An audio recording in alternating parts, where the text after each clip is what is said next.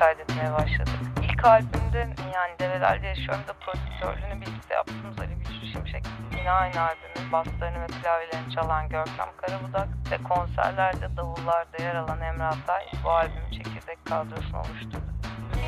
Yandım, söndüm, yandım, söndüm. Your music influenced from sanat, but Japanese people doesn't know about sanat, so please explain. The real name is classical Turkish music, actually. Yeah.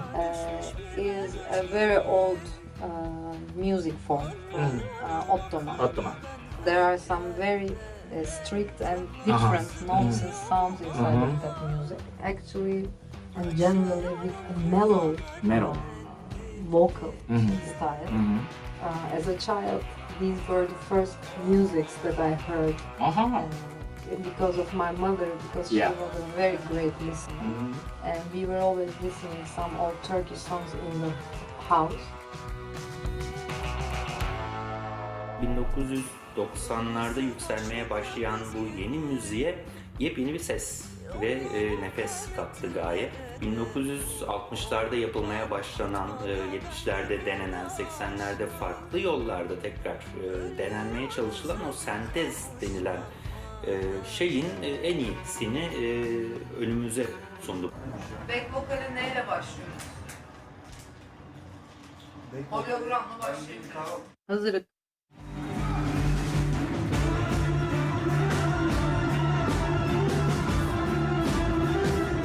Ah bu nasıl aşkı söyleyin. Ah ah. Ah bu nasıl aşk? Güzel, sen güzel, yakalanıyorum.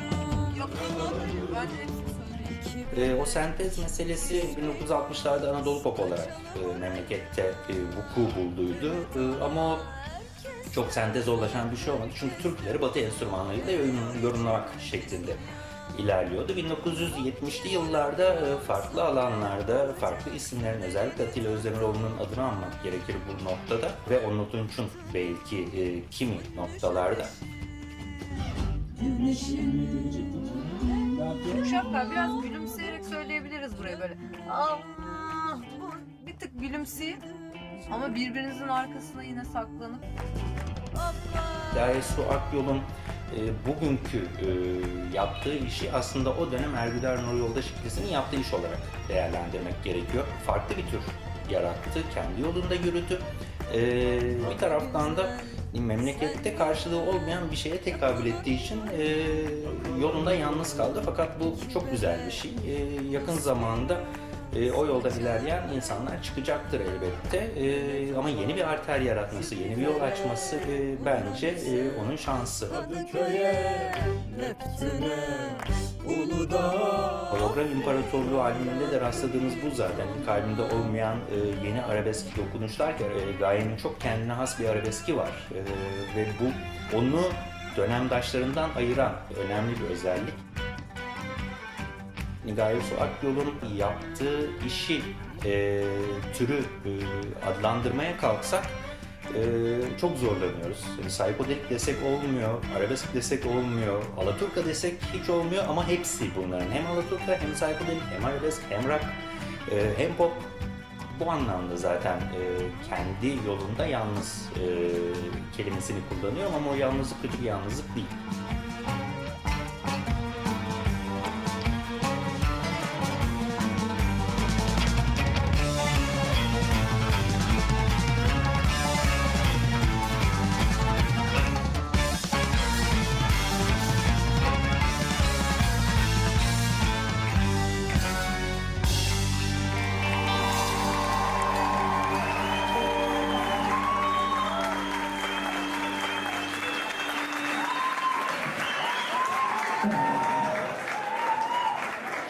Çok teşekkürler.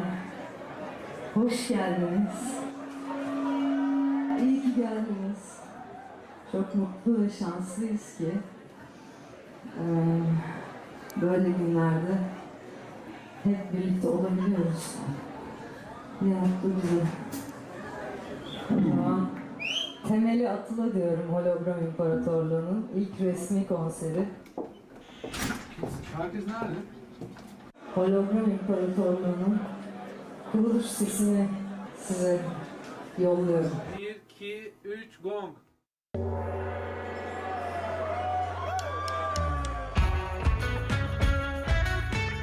Basic inspiration in my life is that classical Turkish songs. When I try to make music, these inspirations and these boundaries come up, and it really shows itself inside of my music.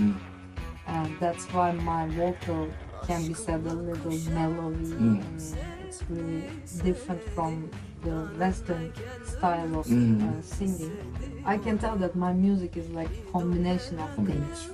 That's why people assume that this is a new music, because I do not represent an old genre, but taking the things that I love from these genres and combining all these things together.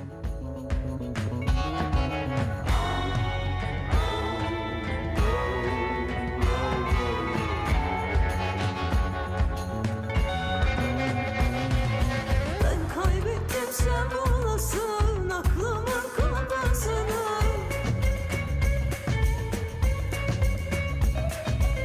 Önümüzdeki günlerde, yıllarda, aylarda Türkiye'de müziği bambaşka bir yöne sokacak olan yalnızlıktan bahsediyorum ki işte Müzeyyen Senar da ilk çıktığında yalnızdı yola.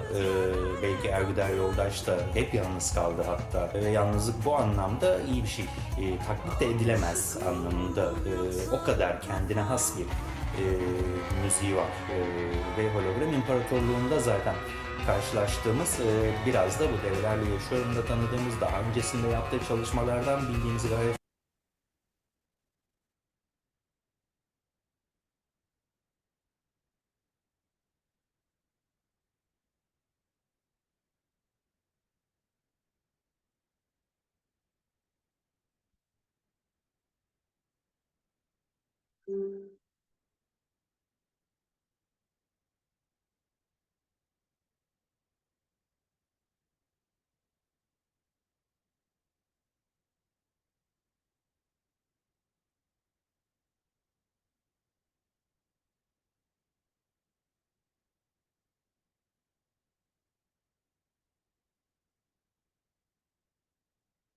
Bu arada beni duyabiliyor musunuz?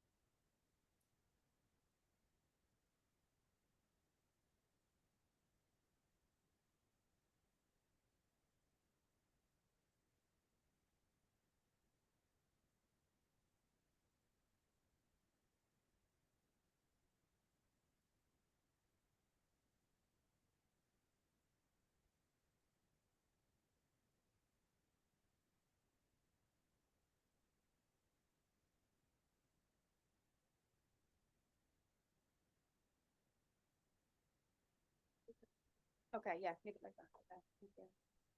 All right, thank you to everyone for your patience as we figure out how to host this multimedia event. Gaia, can you hear us? Yes. Wonderful. Thank you so much for joining us. Thank you. Welcome everyone who's in the room and welcome everyone online. I'll go ahead and introduce Gaye Akyol, Sebnem Altunkaya, and Greta Lensing in just a bit. I'm Liesl Hintz. I'm an assistant professor of international relations, Europe and Eurasian studies here at SAIS Europe for this term. Very glad to see so many of my students in the audience.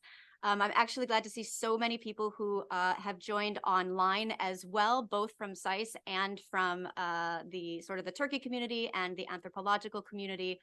So we've got a lot of interest in this event. I'm particularly glad to see people show up I always think it's an important time to talk about Turkey, but particularly to talk about the intersection of culture and politics. Before I introduce our incredibly esteemed guests today, I wanted to just provide a little bit of a context as to why we're hosting this event. As those in my Turkey class know, and those of you who follow the news, we had elections in Turkey this past May, whereby the Justice and Development Party, the ruling AKP, won again. They've been in power since 2002, and they have increasingly consolidated that power over the course of over 20 years. And Recep Tayyip Erdogan, who has been prime minister and now president, has been at the helm of politics for 20 years. Over that time, we've seen many political science scholars and observers of international affairs discuss what we talk about as increasing authoritarianism. So here tonight, we're talking about an artist in a time of authoritarianism. But when political scientists and international affairs scholars usually talk about authoritarianism, they often talk about, say, the consolidation of the judiciary, or they talk about election interference, maybe elections not being free and fair. They may talk about arrests of journalists. Turkey has several times ranked as the world's leading jailer of journalists, certainly an important point to take note of. You may hear sort of discussion of the constriction of the news media more broadly outside of journalists. We know that in Turkey, about 90% of the newspapers and television stations are owned by holding companies that also have banking interests and construction interests and mining interests and other reasons why they may show pro-government content on their television stations. So there's a political economy of the media that shapes the news in Turkey. So again, we sort of look at authoritarianism or increasing authoritarianism often in these more traditional political spaces. And what we want to do in this event today is look at the intersection of art and politics, and specifically music and politics. And I think this is a really, really important opportunity to do so because of the incredibly esteemed guests we have here, but also because when we think about art and culture, that's often the space for expression. That's a space for criticism. That's a space for political commentary. And so it's often surprising me as someone who is writing a book on the intersection of culture and politics in Turkey, that more scholars and more international affairs analysts don't focus on what is happening in the art space. What commentary are artists making? And how, and we're going to talk about this in detail tonight, how is the government trying to constrict that space? What tools do they have to try to silence voices, to try to control political narratives? How are they sort of encroaching on the art sphere? So that's sort of the reason for this event tonight, is to look at authoritarianism through this cultural lens, and more importantly, to look at a particular artist who is not only known for her incredible musical talents, her many artistic talents, but also for her insights into the intersection of art and politics. So I'm going to go ahead and introduce our guests now, give you a little bit of a description of them. Then I'm going to ask Sebnem Altunkaya to talk a little bit about what this space looks like for artists, right? I've talked about the judiciary and the legislature and elections and all that. And then we have a wonderful student who won her place to be able to ask questions by writing a fantastic essay on the intersection of music and politics, Greta. And then we will kick off the discussion with Gaye Akyol, We will leave plenty of time for questions for those of you in the audience, both in person and virtually. So without any further ado, I want to introduce our guest. So first, sitting next to me is Sebnem Altunkaya. She's a PhD candidate. She's a cultural anthropologist at the University of Mainz in Germany. She did her BA at University of Göttingen and did her BA at Bilkent University in Ankara. She is part of the Social and Cultural Anthropology Department and part of the Anthropology of Music Research Group. Her dissertation project is tentatively titled Psychedelic Fusions, Resurgence of Turkish Anatolian Rock, and she investigates such questions as, how can music act as a personal and artistic manifesto? How can the interaction between artists and the audience in a shared moment, how can it be a shared moment that reinforces protest movements in Turkish society? And how far music can go? How far can music go in challenging hegemonic powers, right? So really, what can music do? What can the effects be? She is also an academic consultant and production coordinator on a fascinating documentary on Anatolian rock music. So she's working with media producers. She's doing her own academic study and brings an immense amount of knowledge to the table. So we're very glad to have Sebnem with us. Thank you, thank you. We have Greta Lensing, who is one of the students in my Conflicts and Cultures in Contemporary Turkey class, who, as I mentioned, has written this fantastic response to what ways can we understand music videos as potentially political commentary. She's an MAIR student first year, and she came in interested in international security and is now increasingly interested in societal dimensions of politics, which means my work is effective. I'm getting the job done. Excellent. Okay, and now it gives me incredible pleasure to be able to also welcome Gaye Akyol, who is an artist of many forms. She is a singer-songwriter. Her music is an overlap of many genres. It's been described as psychedelic rock. It's been described as having elements of arabesque. It's been described as Anatolian rock. She is also a producer. She is a sculptor. She is an artist who is also a painter. She has created weavings and has a tapestry, for example, that I think we have a picture of. Freedom belongs to those who pursue it. So she also has numerous different types of artistic creations that she is putting into the public sphere. She had her debut album in 2014 and her first international album in 2016, which brought her a lot of international acclaim. She's been profiled by Pitchfork, by The Guardian, by the Financial Times, whose initial title of an article called her Erdogan's worst nightmare. I think they later changed that title, but it's a fantastic profile of her work and her intersection with politics. In 2019, she won the Best Artist Award at a music festival in England, so she's definitely receiving a lot of international acclaim. She's also an anthropology graduate, so she brings a lot of insight to the discussion when it comes to the intersection of art and politics. She did her degree in anthropology at Yeditepe University in Ankara, so I can't think of a better artist to have. So we're going to say welcome Gaye, welcome Sebnem, welcome Greta. Thank you for being here. So I'm going to kick off the discussion by asking Sebnem to outline for us sort of what increasing authoritarianism looks like in the art space. What are musicians facing? Sort of, have we seen a dramatic increase? What tools is the government using? What does the space look like for artists in Turkey? I think I hope everyone can hear me. I think the breaking point was certainly the Gaye protests. I mean, Lisa just mentioned that Erdogan's government, he came to power 2002. Gaye was in 2013, I believe.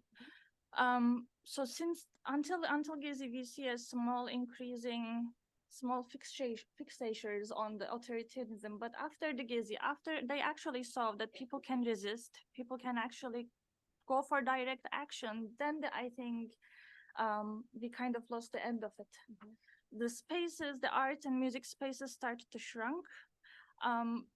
There are a lot of countercultural underground bands in Turkey that are only giving concerts in certain venues and don't get a lot of big concerts sometimes. And we know that these bands also, for example, Babazula is one of them. They pretty much only play in Babylon, in Istanbul. And these concerts are very limited number of followers. In Gaye's concerts too, I only saw her twice in Turkey, but in the European concerts too, you see there's a group of people who belongs to a certain subculture that follow, that identify with, and they also feel shrunk in this authoritarian space. The government started to persecute, as you said, started to jail, and musicians started to cancel the festivals. So it's actually getting almost non-existing. Yeah. Thank you so much for that.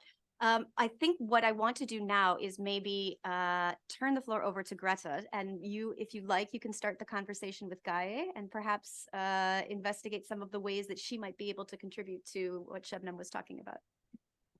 Well, thank you very much. I'm happy to take on from here. We've just heard how difficult it can be in an autocratic regime to strike a balance between expressing your thoughts freely and at the same time avoiding political repercussions. And we were collectively wondering if you, Gaye, could contribute maybe a personal story about how you've also faced government targeting due to your work as an artist before. First of all, thank you for having me. It's a pleasure to be here. But of course, I wish I would be there with you girls. So thank you very much for this beautiful panel. And yeah, it's so hard to define things at this point because, you know, I want to make it from a bigger perspective that the world is getting authoritarian day by day. So we cannot just zoom in a particular place to understand the situation. I believe that, you know, the world is taking their medicine from fear to be able to make it an authoritarian place to be able to control people. So we see these side effects of the things in everywhere. So the wars are getting fed by this situation, and women, queers, everybody take their discriminative ideas from that perspective. So I believe that we should first of all look at that broad point of view. So it's like none of the countries are different from each other in that perspective. So if the authoritarianism is just getting bigger in a place that we can call it like United States, and even you know, United Kingdom is in the same place, as you know. So these big capitalist countries are getting authoritarian day by day. So this is horrible because, you know, it affects everybody, not just the artists, the women, queer people. It literally affects everybody. So I feel like even talking about your basic needs make you rebellious, and I find it ridiculous. So I really find it weird to be the one which seems like, wow, she's such a rebellion, she's a feminist woman who is talking about blah blah.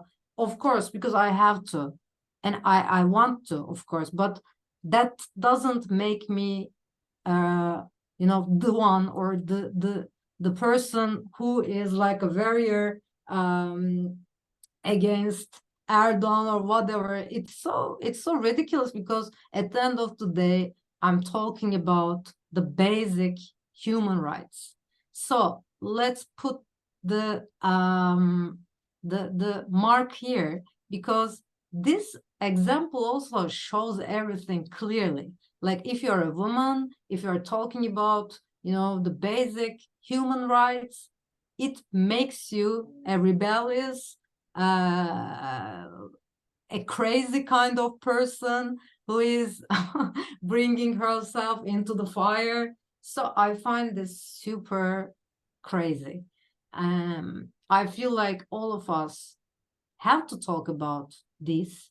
And yes, I'm a rebellion because, you know, I'm against misogyny, oppression, gender roles, you know, and I think this is kind of the obligatory we all have to talk about. So all over the world, authority is gaining power, as I mentioned, and it's overwhelmed with fear. And of course, Turkey is a part of the world, which makes it, again, in the same position. And art is their biggest, one of the biggest fears of them, because it's super powerful. And it can change lots of things. It can make people come together. It can make people wake up from their weird reality. And you know, in my latest album, I talked about it, like the manifesto of the album was talking about the evil is super organized. So they make the reality because they are together, they are working on it. But we, as the basic, you know, I mean, the people who needs and looks for the basic human rights are still talking in our chairs, but we should come together, and that's the point. So hopefully this can be a brief history of what I believe in. I really appreciate you sharing that, both in terms of giving the international context of the international rise in the limitation of artists' abilities to comment on politics, but also the international constriction on women's rights, on queer rights, on these particular communities. It's certainly not unique to Turkey. I think that's really important to emphasize. One of the elements that you just mentioned was sort of art's ability to create sort of a fantasy space or a dream space. And in, you know, your last few albums, you seem to create kind of an alternate reality in which perhaps other forms of political expression are possible. What role does sort of fantasy or dream play for you in your art, and how do you kind of convey that in your music and your videos?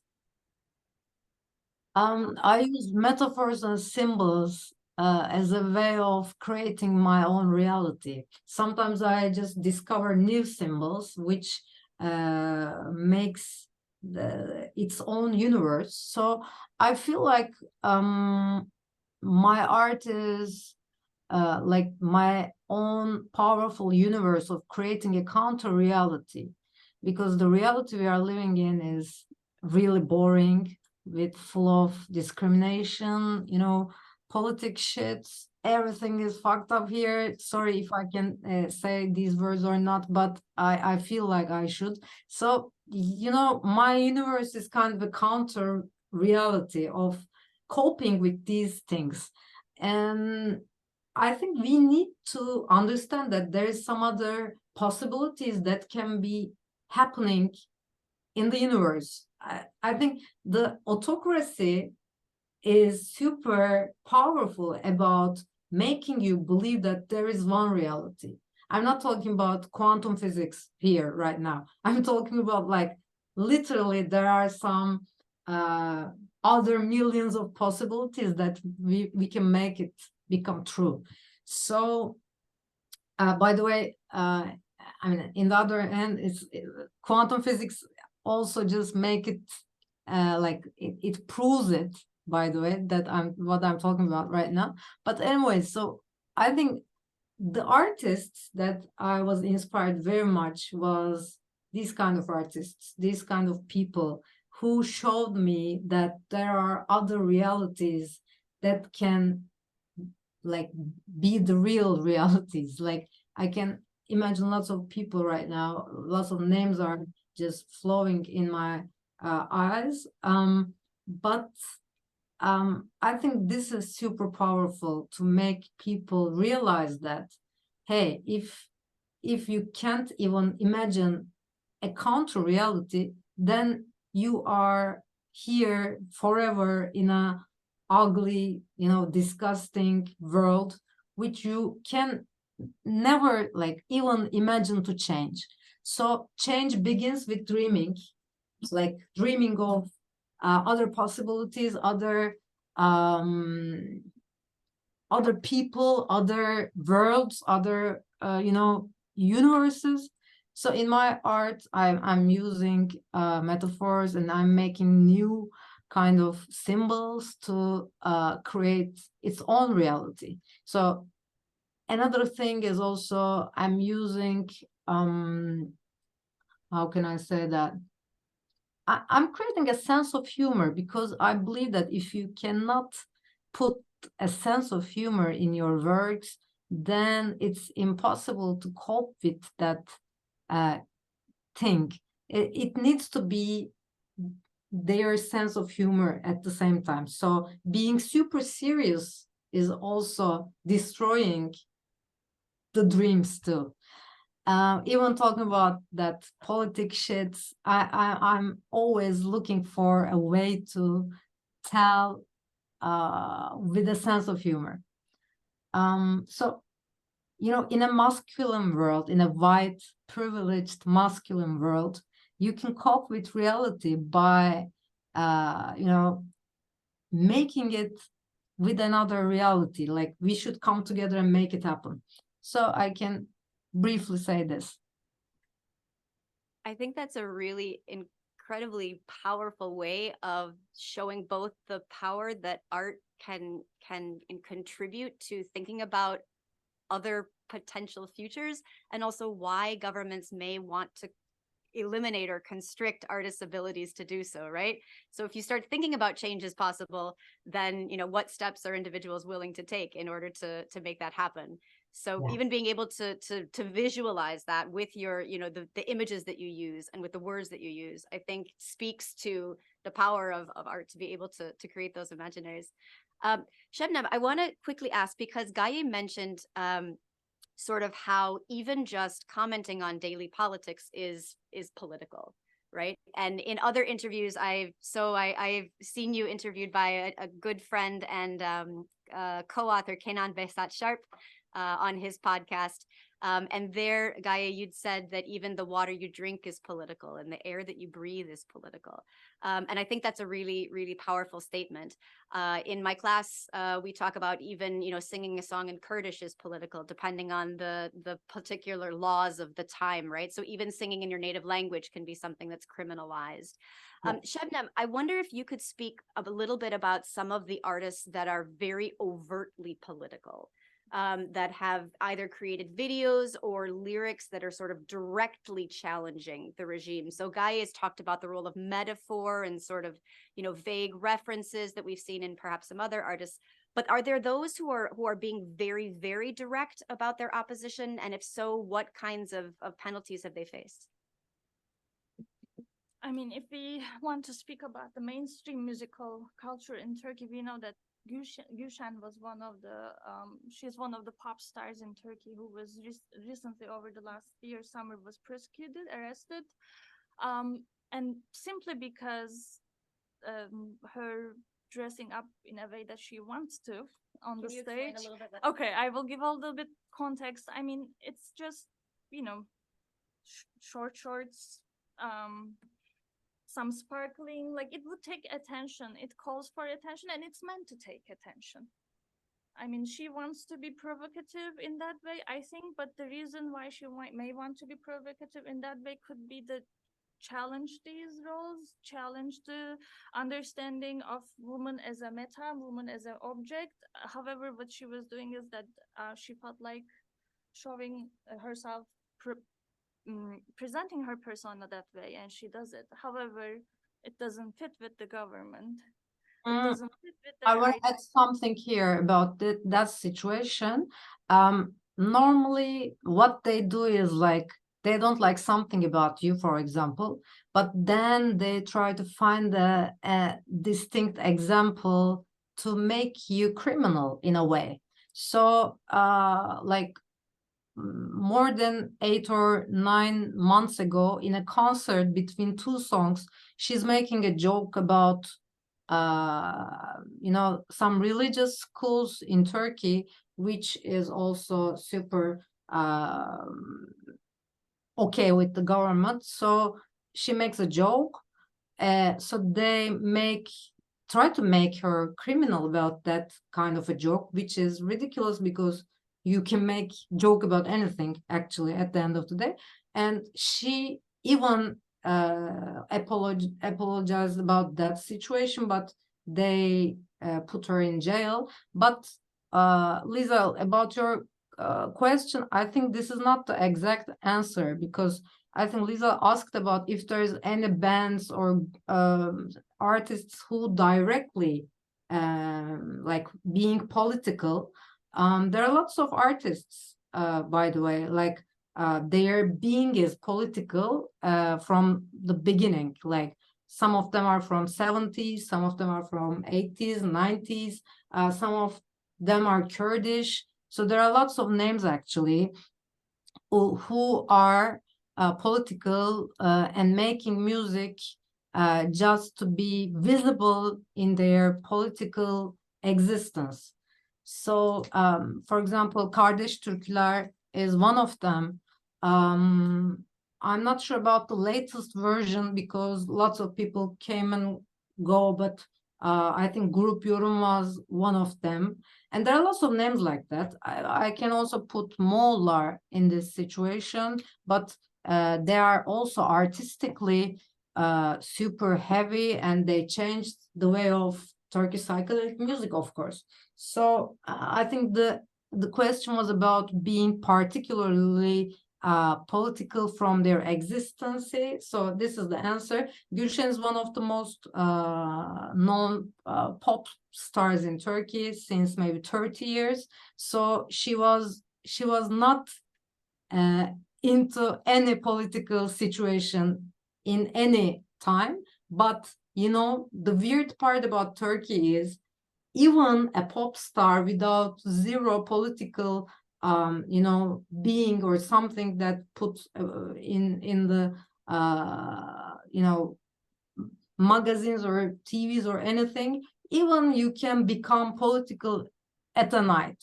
So this is the ridiculous part of this situation. Even for being a woman, for being who you are, you become political like this.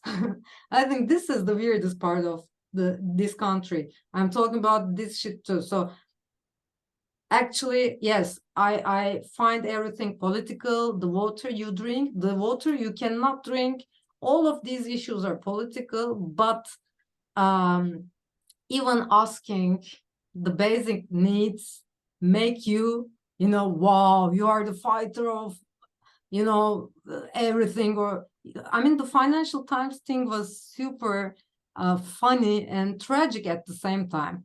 I find it weird because yeah, I understand the meaning of it. Like they're talking about he's afraid of women, and you are a woman, and you are the one who talks about this, so then he's afraid of you. But there are lots of ways to tell this, and even the Financial Times can be a clickbait thing in the history. You know, this is so weird. It's like the sun or something. So yeah, that's all. I appreciate you contributing that. So she's again referring to the Financial Times article that had originally been titled Erdogan's Worst Nightmare. And then they changed the title. The author or the journalist includes in, I think, the first or second sentence that she's sort of Erdogan's worst nightmare, precisely for the reasons that Gaye has given, right? Because she's a woman, because she's outspoken, and so forth. So, but I think this part is really important about how there were bans often in like the 1970s. So before the 1980 coup in Turkey, which sort of obliterates or tries to remove a lot of potentially politically challenging elements from society, a lot of targeting of leftist groups, unions, and so forth. And then also in the art space, making it very difficult for artists to work. But prior to that, there had been a lot of these groups that, were specifically political, and some of those exist today. So Group Yorum, as Gaye said, is one of those, some of whose members have gone on hunger strike, some of whom have died. So, very kind of overtly political. But I'm really glad that you bring up the example of Gülşen, because I think it's exactly this point that being a woman sort of makes you, dressing a particular way can make you a government target. Making a joke can be an excuse to police, someone who perhaps dresses provocatively, waves an LGBTQ flag at a concert. You sort of find reasons for banning this. One of the things that I think is really interesting about the crackdown on concerts, for example, is often the reason will be given that, oh, well, we're not going to sell alcohol there. So that's a way to, maybe have a festival collapse on itself, right? Because maybe or you can't camp there, or, you can't get a permit. So there are these banal reasons that may be given.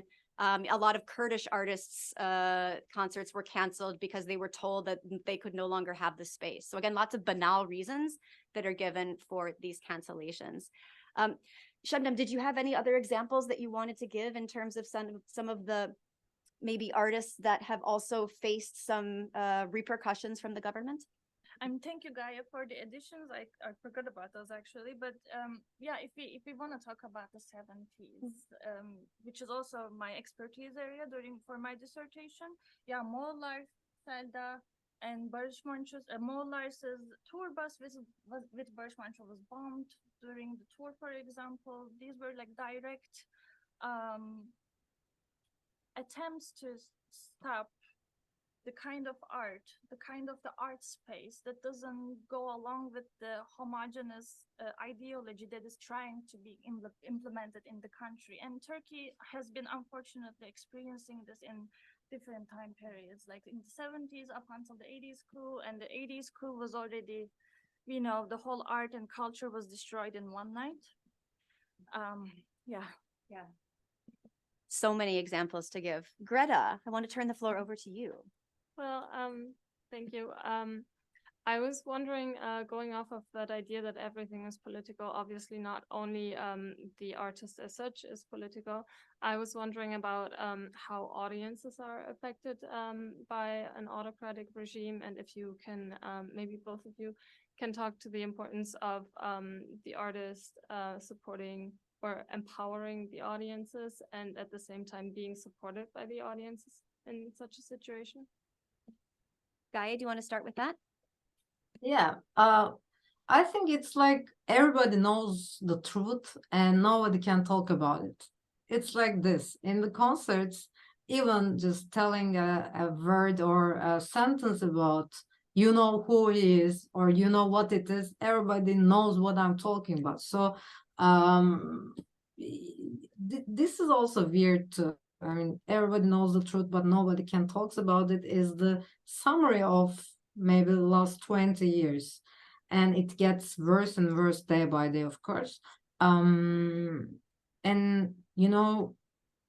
they're using a kind of weird way to mirror the counter reality that they make it happen. It's so weird. I'm not sure if I could tell you, but it's like they're using whatever they do by just using the exact opposite language. It's like it's like a post-truth thing. It's like you start to think, hey guys, are we crazy, or what the hell is happening right now? Because that language is so weird. That's what they've just done 2 days ago, and they're just talking like this is the opposite way of things. It's like they're talking about the other party making it happen, which are obviously not them. So I think this is also their way of using the weapons of the community. So in the concerts, and my listeners are super aware of what I'm talking about. So it's like another language that we built. It's so weird because when you look at the countries after the coups, you see almost the same thing everywhere. By the way, you mentioned about the coups, Sebnem and Lisa, the thing that you asked previously, it's so weird because, you know, when you look at under the circumstances of the coups in the world, it directly shows some particular countries which was made by hand, you know, with some particular big countries. So the consequences are also the same. Even the architecture looks alike in these countries when you zoom in. So I want to just go back to the starting point of this panel. It's like you cannot zoom in a particular country and understand the situation. If you want to understand it, then you have to zoom out, because all these situations are super alike with each other, and even the time schedule is almost the same. When you look at Iran, you know, Iraq, Cuba, even, you know, what was the name of the country? I just forgot it. So it looks just the same. I want to go back to the question. So the answer is, we are talking about the language. We talk with that language. Everybody knows it and everybody understands it. You don't have to be super clear to make it understandable. So when you look at my lyrics, it also looks like a love song, but if you just sneak inside of the song, you understand it. For example, from the latest album, what was the name of the song? Kör bıçakların ucunda. It starts with a war scene, actually. It says, kalbimde soğuk savaş var. In my heart there's a cold war. Sokaklarında yetim çocuklar. And orphan children in the streets. So, I mean, it's so familiar to me. I know this scene, and lots of people died with the love inside of their hearts. Probably they fell in love with somebody and they lost their lives because the white privileged men decided to kill people in our names. So these kind of, you know, deep emotions are connected to each other, and language is connected to each other too, like the coups connect us to each other too. So it's so horrible. I believe that if you're a, you know, anthropologist or a sociologist, you know, you have to zoom out before zooming in. That's obvious. I think that speaks a lot to, you know, the ways in which messages can resonate across multiple audiences, because so many people have experienced similar, you know, whether it's a coup, whether it's, you know, again, a constricting political space. You have so many people who've had similar experiences. And so these lyrics and messages can resonate to multiple audiences. Sebnem, can you pick up a little bit on the audience question and maybe sort of even the diaspora component and what that means for artists and their ability to express their views? Yeah, I think that's a very, very good question. And I think the connection between the artists and the audience is very, very important, because as Gaye mentioned, we create that environment that we speak the language, that we understand each other, because we need that environment where we can understand people like us. Because maybe I can also continue answering this with a fieldwork data kind of a thing. When I visited the concerts in Turkey in various bands, mainly Anatolian psychedelic rock bands, I observe the audience, I look at their reactions, and with Gaye's audience, yeah, the audience knows what they're coming for. The audience knows what to expect. And when there's even a single hint from her, as vague as it is, as metaphorical as it is, we know what's going on.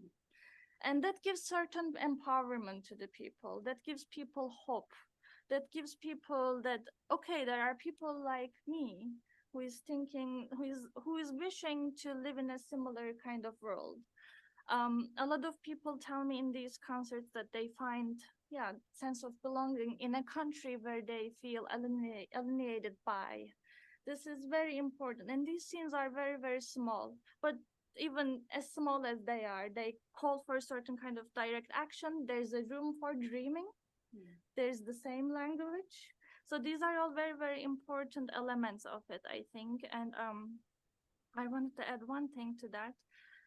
Yes, and when the musician is under the threat of losing the scene, or like, you know, having to go to jail or persecuted by the government, that of course affects the audience too. Because what we find the hope for is from Moğollar, from Babazular, from Gaye, when they say, guys, we can do it, because they are the ones talking to the scene, right? Once they are like, we are afraid, then the audience is even more afraid, I think. Thank you. And I want to add something at this point. A couple of days ago, I had a concert in Istanbul, and there were more than 5,000 people. It was an open air show, supported by Istanbul, how do you say, ministry or what? It's like Ministry of Culture and Tourism? Yes. No. It's not Ministry of Culture. It's not connected with directly with AKP. It's like belediye başkanı. Yani İstanbul Büyükşehir Belediyesi. Mayor. Yeah, sorry. Yeah, mayor. So they make lots of concerts. Maybe you already know, Lisa. They are just making too many concerts all over Istanbul, probably trying to show that again, art is connected with people, and another possibilities possible that people can go to concerts without any fees. So they make something good. And a couple of days ago, there were, as I mentioned, like more than 5,000 people, and everybody was singing the songs with one voice. So these songs I'm telling you about is like super political songs I wrote. Even the ones that I thought, okay, this one is not so popular, probably they don't know it.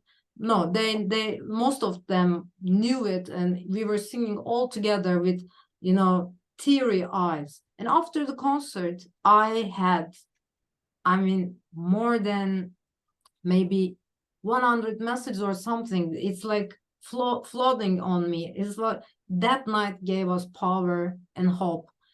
You make us remember again that there's a hope, there is a light.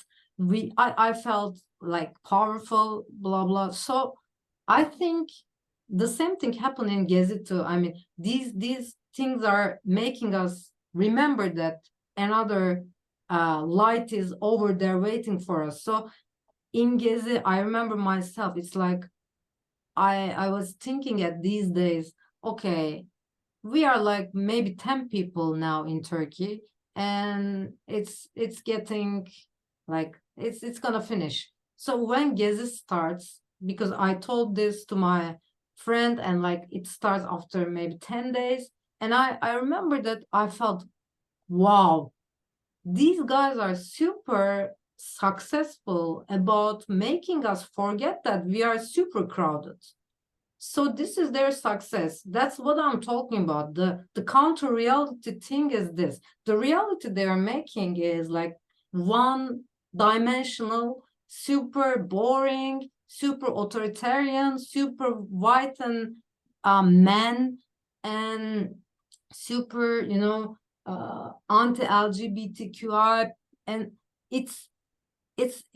they are super successful about this. So it made us believe and remember, okay, we are crowded and we are together. That's the power of music that I just mentioned. Concerts are making this like happen.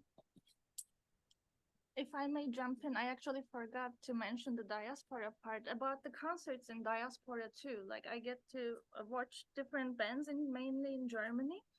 And the audience in diaspora is a very interesting one to observe, because so far I don't want to be reductionist, but maybe we can think of two groups people who came to Germany in the 60s and 70s to work and established families there, you know, make living and so on, and people who went to Germany with a brain drain, like let's say after they finished their BA, like I did kind of.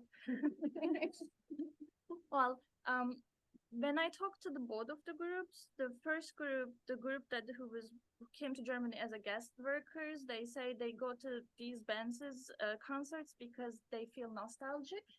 They have this yearning for home and what home might mean, you know, because the identity is also such that they neither feel German nor Turkish or vice versa. And for the Turkish younger audience who go there with the brain drain, they actually, similarly, the youngs in Turkey, they say that they find belonging, they find understanding, hope, and so on and so forth. And Gaye, do you remember in one of your Germany concerts, it was the Hanover one, at the end, before you played the İstikrar'da Hayaller Hakikattir again, you made us close our eyes. You made the lights came off and you made us all close our eyes and we made a wish for a minute or so. But she asked us, you want to tell it? You asked us to say a wish for two things. And you said, right, you want to tell it? Yeah, of course. This was something I was making before the election, because after the election, I'm like, okay, whatever, let's have a break. So the thing I was doing was, I really believe in the power of dreaming. I'm pretty sure you already got it. So yeah, before the election, I was making in some, by the way, concerts, not in every concert, but some of them, if I feel like I want people to close their eyes and dream of the thing that they want so much. But first I was saying, okay, I know the first one, let's dream it together, but the second one, it's your turn. So everybody was laughing and already knew what I was talking about. Yeah, this was the thing. Thanks for making us remember. Yeah, I mean, that also, I think, speaks to the importance of that scene that we come together, that we speak the same language. Like when you say, I know what you're going to dream for. Yeah. All the Turkish people in that German concert, when you were giggling around me, because we knew we were speaking the same language. You weren't very direct, but it was that environment, it was that scene that we shared in that musical art space. Yeah. And there's an element of, I think, being in the know, right? Like you don't have to say it outright. There's almost a coded language, but you speak the same language. And there's, I think, an empowering sense that you can share these sentiments and that you know what each other is talking about. So I'm going to turn the floor back over to Greta for the last question before we go to audience questions. So those who are online, you can share your questions in the Q&A, please. And for those of you here, we'll have a microphone going around, so feel free to ask your questions. I just wanted to mention, so Gaye was talking earlier about there's different sort of levels of government in Turkey, and the Istanbul municipality is controlled by the opposition party, the Republican People's Party. So they have tried to create space for artists with some of these concerts and festivals, and sponsoring some of those that Gaye was talking about, or contributing space for some of those concerts. And then one of the steps that the central government took was to, for example, ban music after 10 p.m., supposedly as a pandemic restriction, but also, of course, constricting the ability for concerts to happen. So, you know, you can have these local spaces of expression, but then the central government is often trying to find ways to constrict those as well. Okay, so Greta, the last question goes to you, and then we'll open it up to the audience, please. Okay, I'm gonna try and make it a short one. I think, Gaye, you paint a very utopian picture with some of your productions and the art you produce. And I asked myself, how do you see the interaction between art and activism evolving, and if you have a vision for the future, and also you, Sebnem? We just mentioned about the works I've done. So for example, I got a series of ceramic sculptures from my latest exhibition. and you know that series was depicts women and queer resistance fighters. There were 10 pieces of ceramics, and actually when they look at the figures, they look super sweet and super kind of funny, but at the end of the day, they are like an army who are fighting against that autocratic, you know, fascist world, actually. The thing that I was trying to remember was the work that I made. The name of it was like, "What you can't make fun of gets you." So when you look at my works, my video clips, my lyrics, you know, my paintings, you can also see there's a particular and distinct kind of sense of humor. And this is like the feeling of making war against all these boring structures around us. So when you look at my work, yeah, you can also see in my art and in my music, they are also hand to hand fighting against all these issues. So yeah, what else can I say? It's so clear. I mean, again, going back, maybe back to the beginning, or adding to what Gaia said, the banality of the things that we have to fight for, the banality of the boringness of the, like the boring structure you said, Gaia, just now, the things that we have to fight for through our art are just, yeah, so boring, so ridiculous that it's just, this will keep emerging in different forms of art. I think I want to see a hope in Turkey, especially in the subcultures and the countercultures that I'm specifically researching for. I've been seeing some increasing since I started to study this subculture, if I may call. I don't know yet.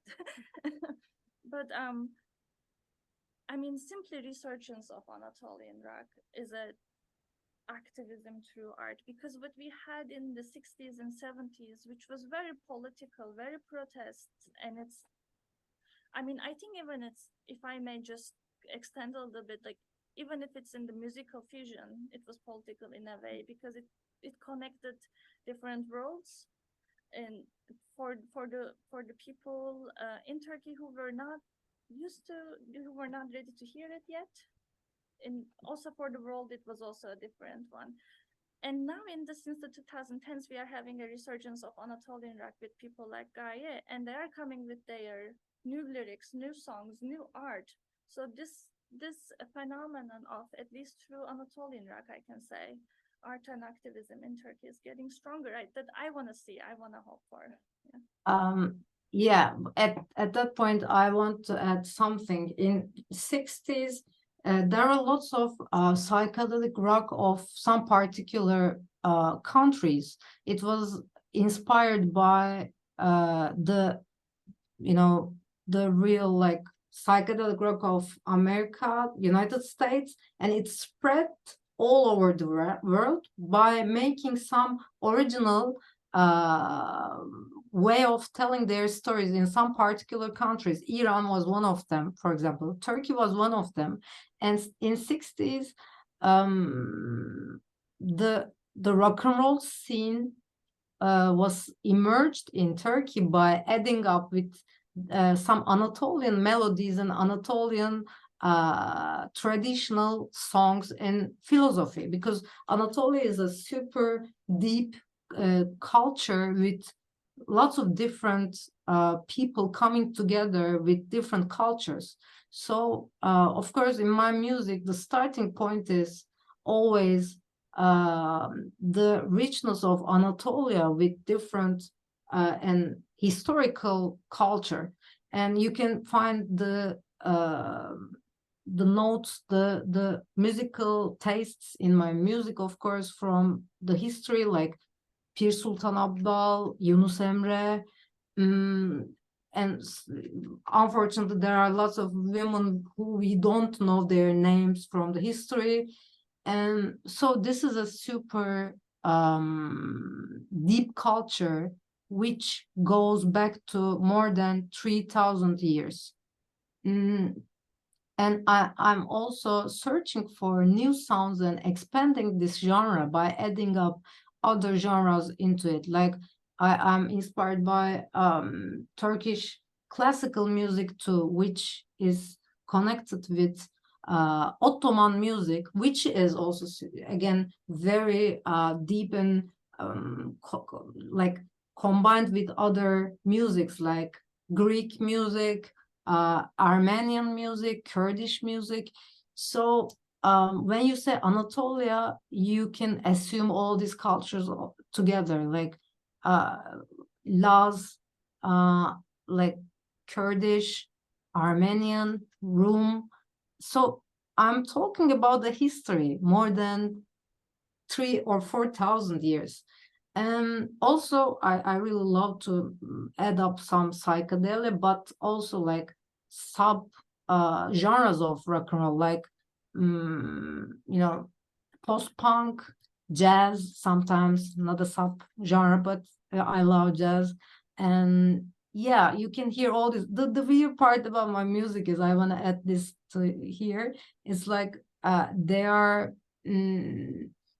making us play in lots of different festivals, for example, like World Festival, Jazz Festival, sometimes Metal Festival. The way of I feel like they are so hard at putting this genre to some singular point, which I love very much. And it makes me feel like, yeah, this sounds like so Anatolian. You cannot tell what the hell it is. Yeah. Thank you so much for that. Okay, so we're going to turn it over to the audience. So I've got a few questions here from those who are online, but let's see if we have questions from those here in person. If so, raise your hand because we need to give you the microphone in order to have Gaye be able to hear you. So do we have the microphone ready? Yep, I think Jacob has a question.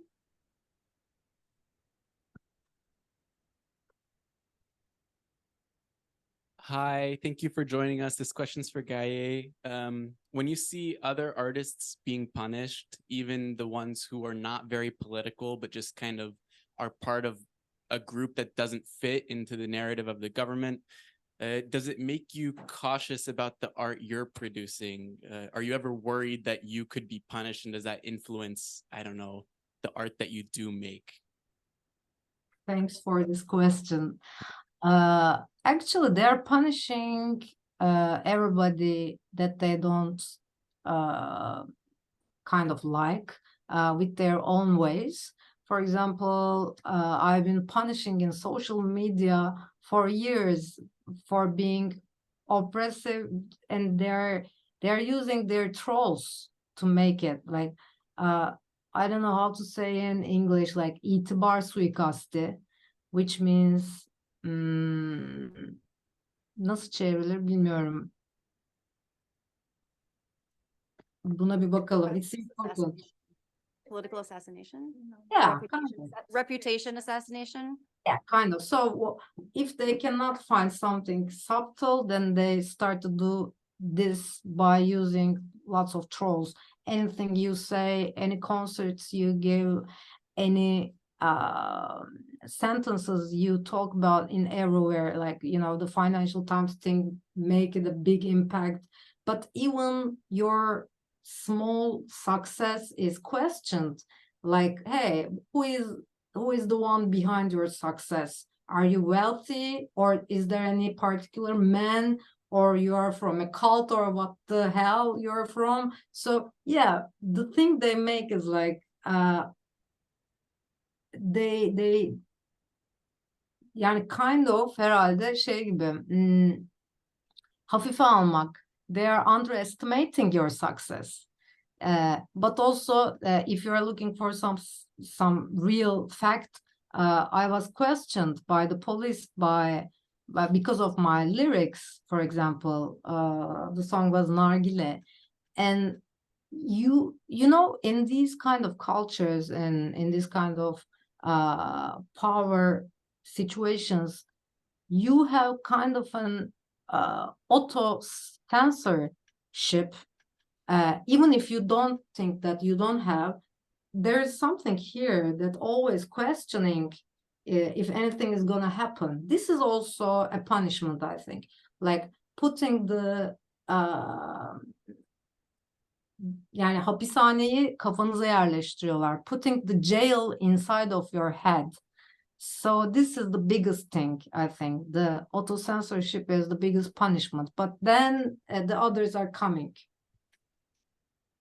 So we have a question online asking Gaye to speak more specifically about the challenges female artists in Turkey are facing. And you touched on this a little bit in your response, that they take you lightly if you are a woman. Hafif almak, like they sort of, they don't take you seriously. Can you speak to maybe some of the other challenges that women specifically face as artists? Oh, I think that the biggest thing is the one that I mentioned. They always question. They are underestimating your success. And for example, I'm going to give you an exact example about that. 2 years ago, I was one of the juries of Altunkaya Film Festival. It's the biggest film festival in Turkey, and I was one of the juries of the festival. So before the festival, there were a huge fight in the social media, and it was like, how dare you are gonna be the jury of the festival? Who are you, and who gave you that power? Blah blah. Again, another thing that she's who else gave her the hand? And the same thing happened there. So by the way, for example, 1 year ago or years later, last year again, there were lots of male musicians in that jury, but nobody questioned about it. At the same year, in another festival, there was another male musician that was jury also, and nobody questioned that either. At the same year, another woman at my age, Altunkaya, she is one of the biggest actors in Turkey, and again, she faced with the same thing. So if you want to be in a place in Turkey, then it means you have to be male, or you should be over an age, for example, maybe over 50 years old, then you can be. So if you are young, if you make something, if you are successful, you should be unseen. So this is a great example. And for the record, I think another example about that situation is, for example, there are lots of festivals in Turkey, and it's like a sausage party. It's like all the males are there flooding, and just one or two names, two women is like symbolically there, just to be put there because you guys don't argue about it. But there are lots of upcoming stars, upcoming artists, old ones, young ones. There are lots of women in Turkey. You know it, Lisa. I'm pretty sure. And Sebnem, you also know it. There are tons of Turkish women artists you can find, like in rap scene, rock scene, pop scene. But just take a look at the history of Turkish festivals. This is another subject, for example, for anthropology, sociology, is just take a look at it. It's like lots of big names, blah blah blah blah, maybe one woman over there, probably from another country, by the way. That's a fact too. It's just the same about I'm playing more in Europe and United States and other countries more than Turkey. That's a fact. It's like, it's so obvious why. So you have to be old. If you're a woman, you have to be older than an age, or you have to be unseen, unheard, because you can't be successful at the same time with other male artists. So these are the facts. These are super exact examples. This is the biggest thing. If you're successful, they start to look for a male character behind you, or they are looking for if you are wealthy, or something from a cult or whatever. They're looking for a power behind you. They cannot believe that you made it by yourself. So I'm a producer, for example, and I remember like in the few years that I was producing, it was like questioning, okay, you produced it, but who helped you? Wow, okay. So yeah, that's some exact examples. Fantastic examples. I always think it's those examples that really kind of help convey the point quite effectively. So thanks, Diana, for the question about women artists. So Gaye mentioned her song Nargile, which was for which she was questioned by the police. We have lyrics that were available. If anyone on the way out on the table, you can pick up Turkish and English lyrics so you can see what the words that were used in the song and how they were questioned in terms of whether this is political or not, and who are you writing about. Do we have other questions from those here present? Any hands up? Yes, over here, please. Reach. Just a second while we get the mic to the person. One sec. Hi, my name's Rachel. Thank you so much for being here. And I was wondering, aside from concerts, how are people accessing music or artist voices, especially due to media observation or restriction? And does the language of metaphors and symbols used in concerts bleed into or translate into online spaces? Or is it more the effect, or is the effect of the music's metaphors and its presence more powerful in person when sharing it in a group or at a concert? Actually, these symbols are not like, deaf people's symbols. It's not that kind of thing. I'm talking about the symbols and metaphors that I illustrate in my lyrics and in my video clips, so everybody can reach them. And also some sentences which is super open and metaphoric at the same time, as I just give examples a couple of minutes ago. So yeah, it's like art itself. When you look at, for example, an art of an artist, you can see some symbols over there, but if you just deeply dig into it, you can understand some sub meanings of it. So it's so clear and it's so metaphoric at the same time. Thank you for that. So actually, to kind of pick up on a point that was brought up earlier in Rachel's question, I want to turn to Sebnem and ask, this is also a question from Helen online, in terms of how is the government, or is the government trying to challenge or take down music that is in online spaces? Are they engaging in some of the same kinds of constriction of speech that we've been talking about here in terms of physical concerts? Are they also doing that online? Yeah, thank you. I can again speak specifically for Anatolian rock scene. I know that a lot of musicians since the beginning, especially after the 80s coup, TRT, the Turkish radio television broadcasting, the national TV, basically national TV and radio, many of these musicians that we mentioned during this talk are banned on that national TV. Some from there because of their lyrics, and these lyrical reasons could be as absurd as because they use the let's say a bad word, like a swear word or something like that. It can be as silly as that, but it can also be as serious as yeah, you are building a mansion, you are building a palace, and we don't like that, therefore you are not on TRT, you are not on the Turkish radio television. Currently honestly, I'm a little bit away from the mainstream musical scene, so I can talk about Anatolian rock. None of these artists, you cannot hear them on radio, you cannot see them or hear them on TV. And even beyond TRT, I don't know when would be the last time you would see a Moğollar member being on a talk show on a Sunday, I don't know, on a mainstream Turkish TV, just talking about their political ideologies, whatnot. Just doesn't happen, unfortunately. Specifically to social media, I would also say that in recent years, the Turkish government has passed social media laws in order to have more control over social media content. to have social media corporations have to have a franchise or a representation within Turkey where they store all of the information, where the Turkish government can request that videos are taken down, that posts are taken down, and so forth. So they've definitely been constricting the online space as well, and that absolutely affects artists too.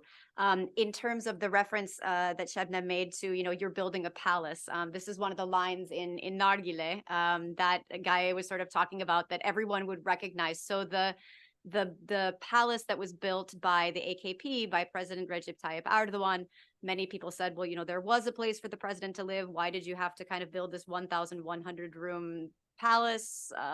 All kinds of sort of references to, is he sort of thinking of himself as a new sultan, all that kind of stuff. So definitely these lyrics can refer to things that will have traction and resonance amongst people who are sort of aware of that kind of criticism. So those languages, again, I think is another example of that metaphor. Other questions from here? Yep, in the back, please.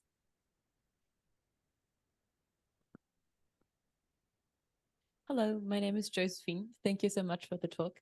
In many of your answers, Gaye, you talked about they or them, and I think you mostly referred to the government and kind of the political elite, if you will, as the ones being like kind of controlling and restricting art and being afraid of it as well. But you also talked about trolls and kind of continuing that conversation about social media. Who are the influential actors, if you will, in shaping that that narrative about your art and specifically, but also say political art in general, and to what extent is that actually happening through, say, laws and police taking, like, forcing people to take down content, and to what extent is that done through trolls, for instance, who might be financed by government directly or indirectly? Yes. Thanks for the question. Years ago, Twitter announced that there are, because they can see that, they can understand who is real and who are the trolls with the algorithm. So they just announced that there are 3 countries which have the most trolls. One of them is Russia, the other one is China, and the third one is Turkey.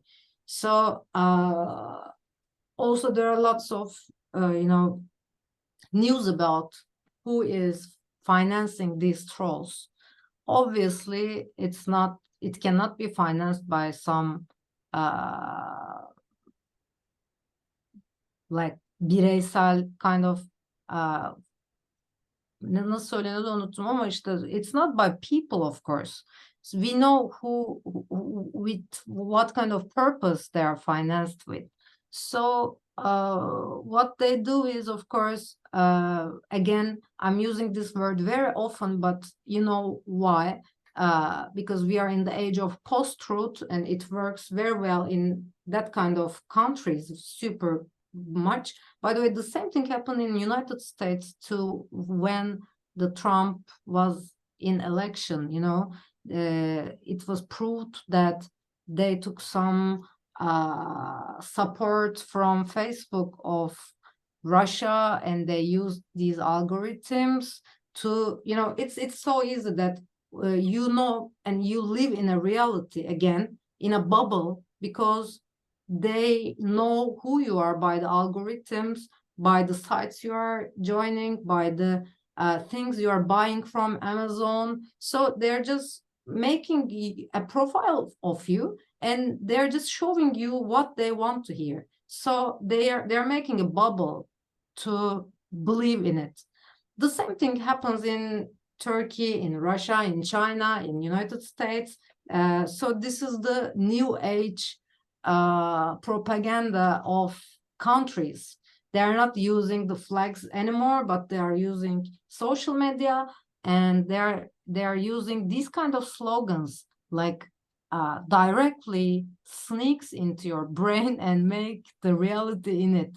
So the same thing happens here. For example, if you are somebody who talks about humanity LGBTQI rights, women rights, anti-discrimination person. So they just put you in the target and they start to work on you. For example, anything you say, like anything you do, expanding, just magnifying, zooming in, trying to find something lie, or just looking at your history, searching for your father and mother and everybody, like always put it. And it's the disgusting part is this: you cannot answer them all at the same time, because they're just spreading lots of lies about you. For example, one of them is true, the rest is false, but you cannot give time for all of this shit, so you just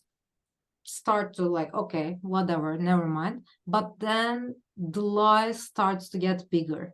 That's what I'm talking about. So they are using these trolls. For example, at the Gülşen situation, the same thing happened. In my situation, it always happens. But nowadays, I'm not using Twitter after the election, for example, because I don't find any meaning right now. That's why. So, for example, you just write a tweet about the situation, something political. So they start to surgically like putting it into the pieces. There start like lots of unreal people starts to fight with you. These kind of things. Hopefully I can be clear enough. No, I think that's important to recognize that these aren't individual efforts. It's not, just one individual working on their own. These are coordinated efforts where, whether there's a directive coming from a particular political group or a particular organization, and people are repeating and building on similar text, right? So it's not one person's idea. It's often coordinated, sort of targeted strategy, which I think is really important to notice as an authoritarian strategy of constricting, of constricting space. And basically, they are working in the buildings, like a big building. They are just sometimes like 18, 19 years old boys, like writing tweets like crazy all day and gaining so few money from you know where. This is so disgusting, and you know that because you have the evidence. If you just search for this, you can particularly find out that there are lots of news about it in Ümraniye, Üsküdar. There are buildings, so yeah, you can find it in online. Thank you so much. So we have a couple questions online about the international dimension and your concerts abroad, and whether you have sort of a particular country in which, whether it's Germany or maybe the other ones in which you have performed, where you've sort of been inspired the most, or you've been impacted by the audience the most. And then there's a question about whether some of your music might be incorporating more themes of migration or exile. Sebnem was talking earlier about the different generations of migrants, whether it was the guest workers and now the brain drain, and whether you see your music incorporating some of those themes as well. For the first question, there are lots of places come up to my mind right now. But the last one was in Norway, in Tromsø, and it was so beautiful. It's so still so fresh. That's why I'm remembering, but I'm not gonna forget. And also Bryant Park was like a dream. More than again, thousands of people around dancing and singing in the middle of New York was like a dream. Philharmonie in Hamburg was super cool because of the weird way of like, it was so beautiful. I cannot tell you how. And what else? Yeah, the one that I met with Iggy Pop, it was super cool. We played at the same festival, and one day before we met, and we had time together. He signed the LPs. I gave him my LP, and yeah, it was more than beautiful. It was my dream, and it became true. And what was the second question? about whether the increase of migrants or those who are leaving Turkey, so many leaving for different reasons, so many sort of in political exile or not being able to have economic opportunity in Turkey. Do you see yourself incorporating? So this is from Çağal Albayrak. Do you see do you see yourself incorporating some of those themes of exile and home and missing and nostalgia and those kinds of things? Yeah, obviously. I remember when I was a child, there were lots of people around me also. Like, I remember people coming from Germany in Istanbul. My mother, my grandmother was meeting with them. I don't remember were they if they were like from our family or not, but I remember that feeling that they were bringing chocolates and all this cultural pain they're carrying inside of their chests. I remember the talkings between them, and whenever we go, especially in Germany, for example, I meet with lots of beautiful friends and beautiful people, and they are always in search for a certain emotion in the songs, in the dialogues. Also, for example, it's so obvious that they love the song of Barış Manço, Hemşerim Memleketine, so much. It's just it's not the same by singing it in Istanbul, Turkey, or in other countries, because it's a way of connecting people with each other. Lots of people don't, of course, know about that song, but please read the lyrics translated. It's so beautiful. And basically it says, hey dude, where are you from? And he answers again, this world is my home country, my mother country. So it's so sad to leave your country because of economical or political reasons. By the way, in a couple of months, hopefully, we are going to live in Berlin for a small amount of time because we are working on a project, a musical, Gaye Akyol musical, which makes me super anxious and happy at the same time. So we have to move for a brief of time. So I am going to I'm going to experience that feeling probably, because it's so, of course it's not the same thing, but honestly I don't find myself relaxed enough in my home country nowadays about my political views, about who I am.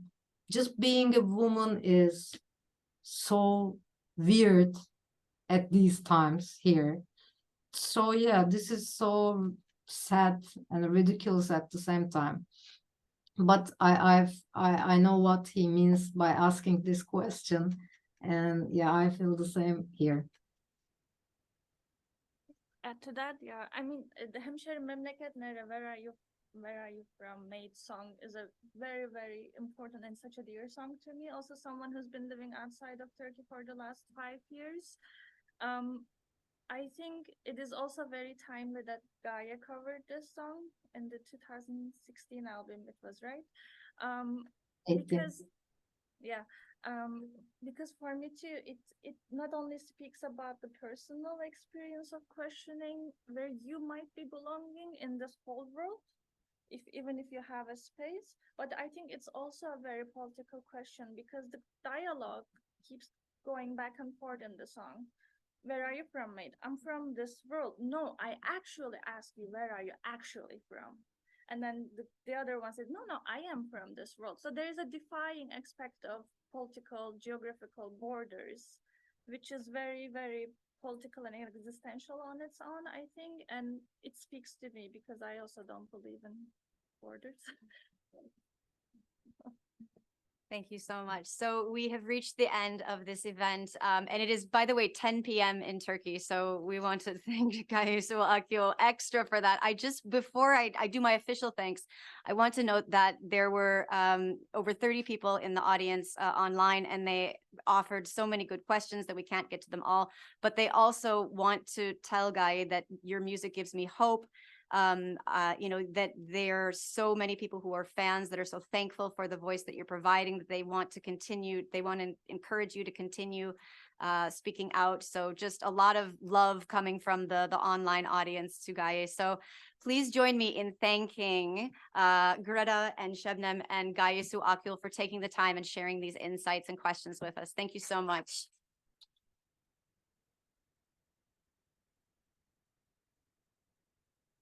All right. Thank you so much. Thank you so much for having me. This was a beautiful event, and thanks for giving us hope just by being yourself. And I want to thank my followers, my listeners for being who they are also, because this is the biggest compliment, I think. Let's keep on fighting against all these weird realities. Thank you. Çok teşekkür ederiz. İyi akşamlar. Sağ olun. Sağ olun. Akşamlar. Kendinize iyi Bye bye. bakın. Görüşürüz.